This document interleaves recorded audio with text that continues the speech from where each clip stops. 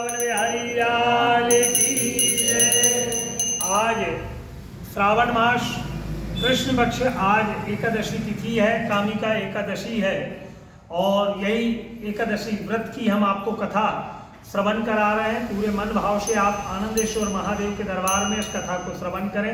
बोलिए आनंदेश्वर महादेव की जय। कुंती पुत्र ज्येष्ठ धनुर्धर अर्जुन कहते हैं कि हे भगवान, मैंने आषाढ़ माह के शुक्ल पक्ष की देवशयनी एकादशी का आपने मुझे विस्तार पूर्वक कथा बताई। अब मुझे आप श्रावण मास के कृष्ण पक्ष की एकादशी की भी कथा बताने की कृपा करें। इसमें कौन से देवता की पूजन होती है, इसका व्रत करने से मनुष्य को क्या फल प्राप्त होता है। श्री कृष्ण जी कहने लगे, हे अर्जुन, मैं तुम्हें श्रावण मास के पावन एकादशी की कथा कहता हूं, उसे आप ध्यान पूर्वक श्रवण करो। एक समय इस एकादशी की पावन कथा को भीष्म पितामह ने लोक हित के लिए नारद जी से कहा था। एक समय नारद जी ने कहा, हे पितामह, आज मेरे श्रावण कृष्ण पक्ष की एकादशी कथा सुनने की इच्छा है, अतः आप इस एकादशी के व्रत की कथा विधि आप मुझे सुनाएं। नारद के वचनों को सुनकर भीष्म पितामह कहने लगे, हे नारद जी, आपने अत्यंत सुंदर प्रश्न किया। आप ध्यान लगाकर इस व्रत की कथा श्रवण करें। श्रावण मास के कृष्ण पक्ष की एकादशी का नाम कामिका एकादशी है और इस एकादशी की कथा सुनने मात्र से ही, आज आप जो कथा सुन रहे हो ना, इस कथा को सुनने मात्र से ही वाजपेयी यज्ञ का फल प्राप्त होता है। कामिका एकादशी व्रत में शंख चक्र गदाधारी भगवान विष्णु की पूजा होती है।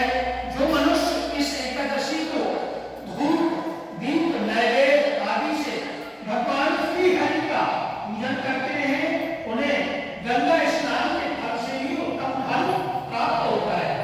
सूर्य चंद्र ग्रहण केदार और कुरुक्षेत्र में स्नान करने से जो पुण्य प्राप्त होता है, वह पुण्य कामिका एकादशी को विष्णु भगवान की भक्ति पूर्वक केवल आराधन हरि नाम कीर्तन से ही प्राप्त होता है। श्रावण मास में विष्णु भगवान का पूजन करने का फल समुद्र और वन सहित पृथ्वी को दान करने के फल से भी अधिक प्राप्त होता है। व्यतिपात में गंगा स्नान में जो फल प्राप्त होता है, वही भगवान का पूजन करने से प्राप्त होता है। संसार में भगवान की पूजा का फल सबसे अधिक है, अतः भक्ति पूर्वक भगवान की पूजा बन सके तो श्रावण मास के कृष्ण पक्ष की कामिका एकादशी का व्रत आपको अवश्य करना चाहिए। आभूषणों से युक्त बछड़ा सहित गाय को दान करने से जो फल प्राप्त होता है, वह फल कामिका एकादशी के व्रत से मिल जाता है।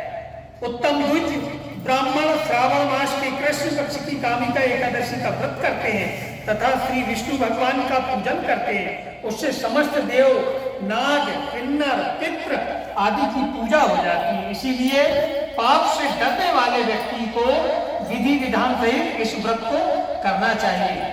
संसार सागर तथा पापों में फंसे हुए मनुष्य को इससे छूटने के लिए कामिका एकादशी का व्रत आप सदैव करते रहना चाहिए। कामिका एकादशी के व्रत से समस्त पाप नष्ट हो जाते हैं।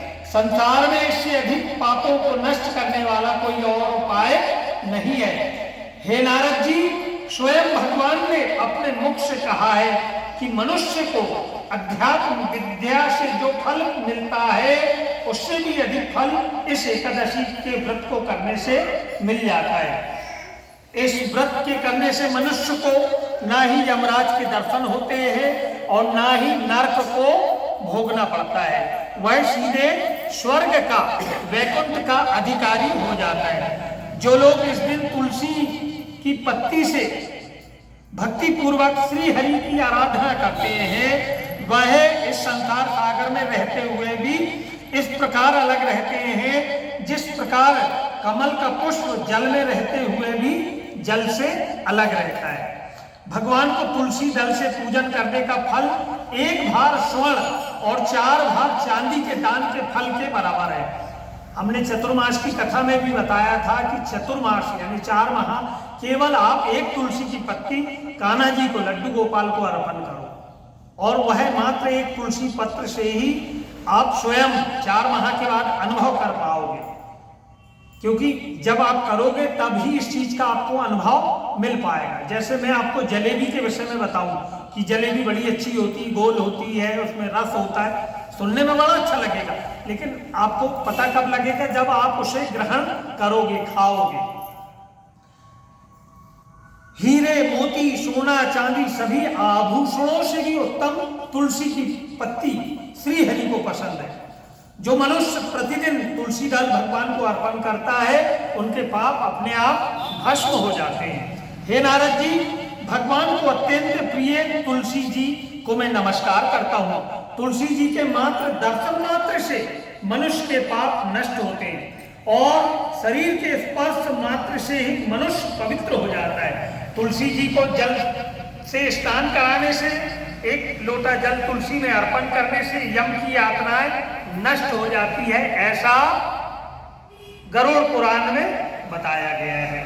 तुलसी जी को भक्ति पूर्वक भगवान के चरणों के में रख देने से ही श्री हरि की कृपा होती है। जो मनुष्य इस कामिका एकादशी की रात्रि को श्री हरि के दरबार में जागरण करता है या भोलेनाथ के दरबार में भजन कीर्तन करता है, दीपदान करता है, उनके पुण्यों को चित्रगुप्त भी नहीं लिख पाता।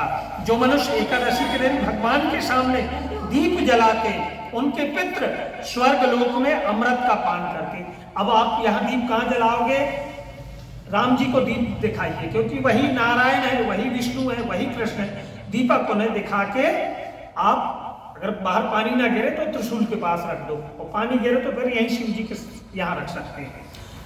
जो मनुष्य एकादशी के दिन श्री हरि के सामुख शिव मंदिर में कीर्तन करे, जो मनुष्य भगवान के सामने घी या तिल के तेल, अभी पूजन के आरंभ में भी बात आई थी कि भाई गाय का घी नहीं मिल पा रहा है, तो आप तिल का तेल का भी उपयोग कर सकते। तिल का तेल भी घी के समतुल्य है। जो घी या तिल के तेल का दीपक जलाते हैं उनको सूर्य लोक में सहस्त्र दीपकों का प्रकाश मिलता है। प्रत्येक मनुष्य को चाहिए कि वह मन भाव से एकादशी व्रत को धारण करे। एकादशी व्रत करने से ब्रह्म हत्या का पाप भी नष्ट हो जाता है। इस लोक में सुखों को भोगकर अंत में विष्णु लोक को जाते हैं। एकादशी की मात्र कथा सुनने से मनुष्य, आज आपने जो कथा सुने वो भी भोलेनाथ के दरबार में, इससे भी आपके बहुत सारे पाप भस्मीभूत हो जाते हैं। इस कथा को जो सार है वह है, हम आपको कहते हैं भगवान विष्णु सर्वोपरि है। वे अपने भक्तों को निश्चल भक्ति से ही सहज ही प्रसन्न हो जाते हैं। तुलसी जी भगवान विष्णु को प्रिय है। भगवान हीरे मोती सोना चांदी से इतने प्रसन्न नहीं होते जितने मात्र 1 तुलसी दल से ही श्री हरि प्रसन्न हो जाते। ठीक उसी तरह जैसे भोलेनाथ मात्र 1 बेलपत्र से ही प्रसन्न हो जाते हैं। इति श्री एकादशी व्रत कथा पूर्ण। बोलिए वृंदावन बिहारी लाल की जय। बोलिए आनंदेश्वर महादेव की जय। चलिए अब आगे करेंगे। आपके जो पुष्प है ना,